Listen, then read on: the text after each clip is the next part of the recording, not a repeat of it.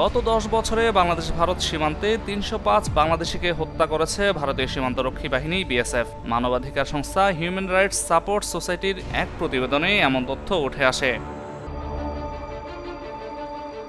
এইচআরএস-এর তথ্য মতে 2015 সালে 43 জন, 2016 সালে 28, 2017 সালে 30, 2018 সালে 15, 2019 সালে 42, 2020 সালে 51, 2021 সালে 17, 2022 সালে 23, 2023 সালে 30 ও 2024 সালে 26 জন বাংলাদেশি নাগরিক বিএসএফের গুলিতে নিহত হয়েছে।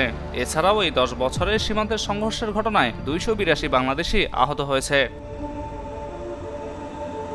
প্রতিবেদনে বলা হয়েছে, সীমান্তে বিএসএফ কর্তৃক শুধু 2024 সালে 57টি হামলার ঘটনা ঘটে। 2025 সালের জানুয়ারি থেকে 8 মার্চ পর্যন্ত বিএসএফ কর্তৃক 15টি হামলার ঘটনায় 4 বাংলাদেশি নিহত হয়েছে এবং আহত হয়েছে 10 জন এবং গুলিবিদ্ধ হয়েছেন 5 জন। এ সময় সীমান্তে ভারতীয় নাগরিক ও খাসিয়াদের হামলায় 3 জন বাংলাদেশি নিহত হয়েছেন। সীমান্তে হত্যাকাণ্ড বন্ধের আহ্বান জানিয়ে মানবাধিকার সংস্থাটি জানিয়েছে, বিভিন্ন সময়ে দ্বিপাক্ষিক বৈঠকে সীমান্তে হত্যাকাণ্ড শূন্যের কোঠায় নিয়ে আসার ব্যাপারে বাংলাদেশ ও ভারত সিদ্ধান্ত নিলেও এই ধরনের ঘটনা প্রতিনিয়তই ঘটছে।